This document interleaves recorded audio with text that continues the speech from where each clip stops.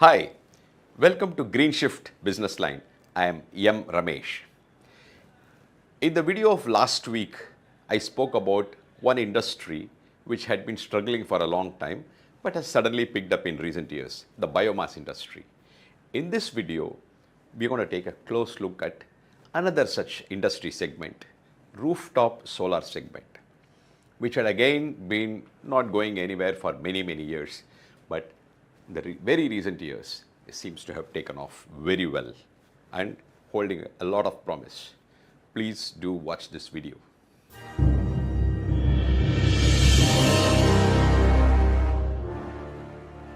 Around 2015-2016, the government of India came up with targets for renewable energy to be achieved by the year 2022. The target for rooftop solar was 40 gigawatts, 40,000 megawatts. By 2019, with just 3 years to go to meet the target, guess what the achievement was? 1.9 gigawatt. 1.9 against 40. That is where we were in 2019. And then the pandemic hit. Nothing moved. But after that, rooftop solar seems to have taken off, doing very well now. Here are some telling data points. Between March 2021 and March 2023, India added 4.4 gigawatts in just 2 years, as opposed to 1.9 in all the previous years. To see this in perspective, compare the 2 years performance with 1.9 gigawatt between 2015 and 2019. In the current year alone, that is 2023-24, India is on a trajectory to add 4 gigawatts, or roughly the same capacity as in the previous 2 years. One can be confident of India achieving this 4 gigawatts this year because in just the first 4 months of this financial year, April, May, June, and July, India added 2 gigawatts. Another 2 gigawatts in the next 8 months is not going to be a big deal. So, rooftop solar, a subsegment of an industry, is booming. Why?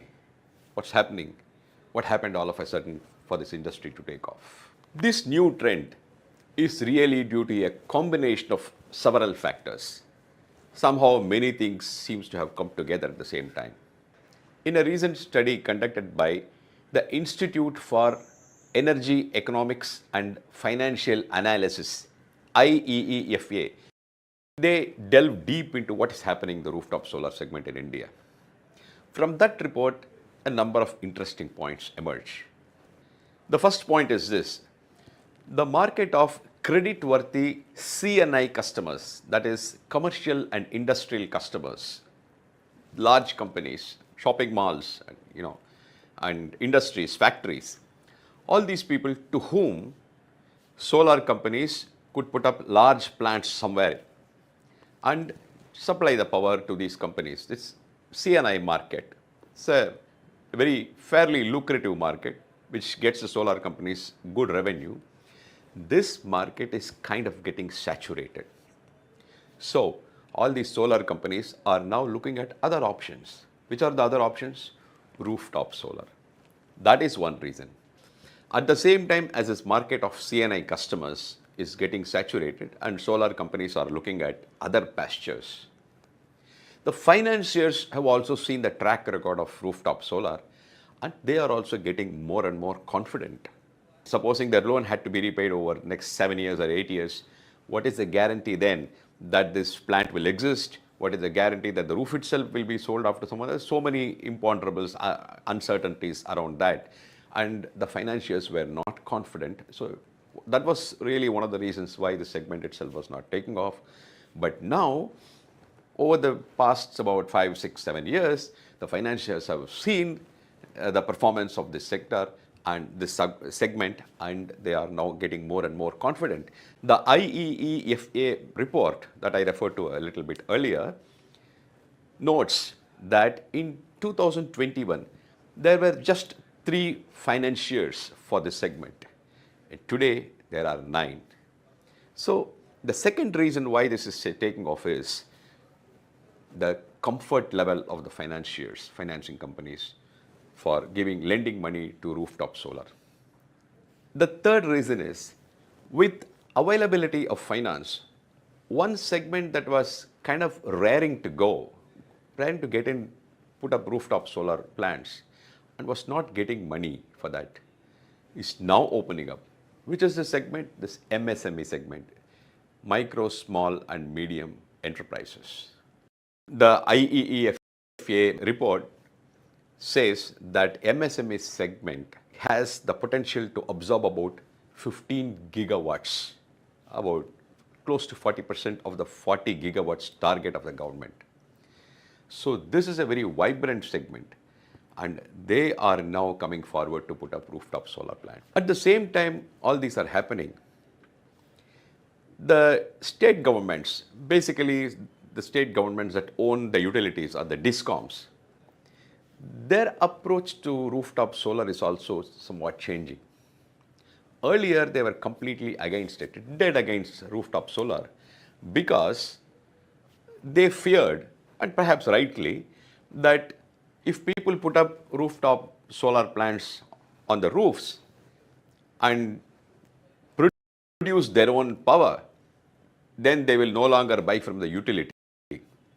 So the loss of customers, loss of good paying customers was a very real fear, and DISCOMs, as it is, in the best of times, they were not doing very well. And this was a real apprehension. But now, many states are slowly changing their approach.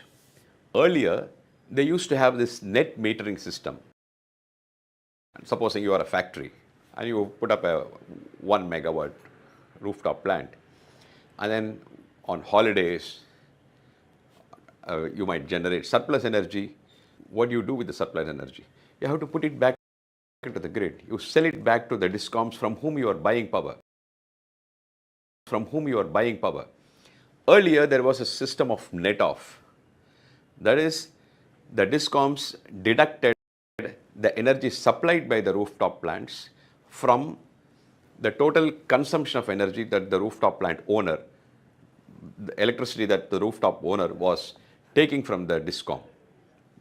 Which means, basically, under this net metering system, the rooftop solar plant owner was selling to the DISCOM electricity, any surplus electricity, at the same tariff as he was buying electricity from them.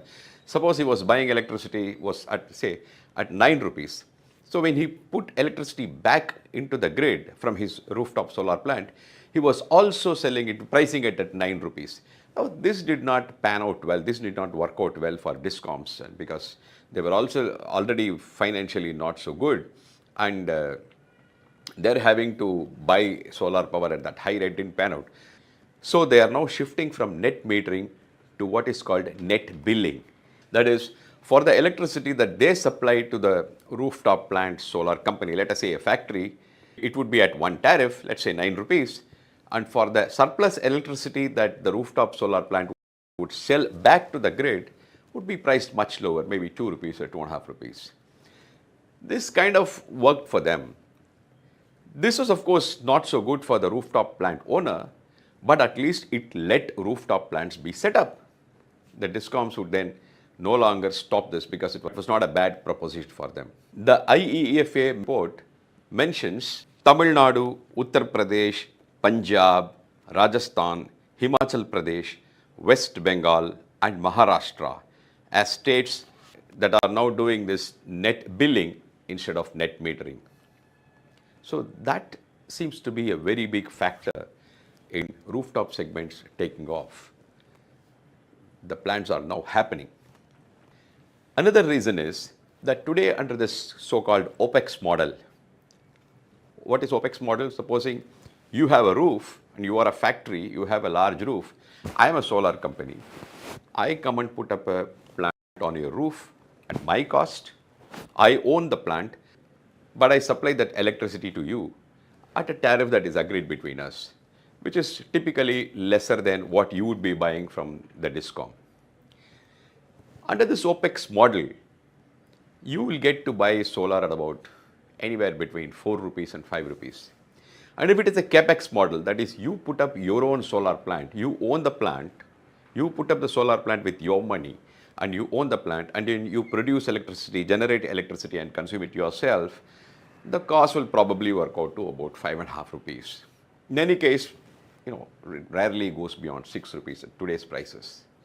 This is a very good proposition, particularly for MSMEs who obviously pay much more for the electricity they buy from the grid. So with economics working out favorably and discoms no longer so serious about stopping this or slowing this down, with financiers getting more and more comfortable, with the solar companies now looking at rooftop segment as an alternative to the CNI market, things are working out in favor of rooftop solar plants. Also, rooftop solar, in terms of returns, it's a good proposition. I spoke to Mr. Pashupati Gopalan, CEO of Phoenix Energy, which is a company that puts up rooftop solar plants, and I asked him about the economics of these plants. Here is what he had to say. Ramesh, rooftop solar is very critical for the country, partly because in rooftop solar, you don't need to make any further investments to transmission and distribution infrastructure because it's consumed, the power is mostly consumed where it gets generated. And because of distributed nature of the power generation, it ends up having an effect of strengthening the distribution grid as well. Now, from a customer perspective, the prices of rooftop solar are such that today, for a residential customer or even a commercial customer, in most states of India, they can make payback of about 3 years. But if you want to look at return on equity, it can be upwards of 20-30% on an unlevered basis. Or if they borrow and get a loan from State Bank of India or Punjab National Bank or other banks that have received support from World Bank and ADB, those loans will result in return on equity up to 80 to 100%. So our assertion is there is no other investment in the country which is better than making a rooftop solar investment for every single homeowner, which is an independent homeowner that has a terrace and they have enough consumption that they can offset, as well as for a commercial and an industrial building where they have enough roof space or terrace space that they can use for setting up a distributed plant. Well, there you are. You heard from the expert. There are still a lot of hurdles. For example, solar module availability is sometimes a problem. Prices of solar modules are sometimes a problem, particularly as the government has brought in this 40% basic customs duty on imported solar modules. It's jacked up the prices. And then there is this new thing called ALMM, this approved list of models and manufacturers. The government has to approve which models can be sold, which manufacturers can sell. But then the effect of this ALMM is to kind of restrict the availability of solar modules sometimes. And not all states are particularly encouraging of rooftop solar still. There's still some way to go in terms of regulations and so on. Things are not perfect, but things are much, much better. And adding to all these things, the market is seeing the advent of new products. One is called virtual net metering. Another is peer-to-peer trading. These are innovative products for sale of rooftop solar energy. What these products are is the subject matter of another video. But for now, the big message is rooftop solar segment in India is booming.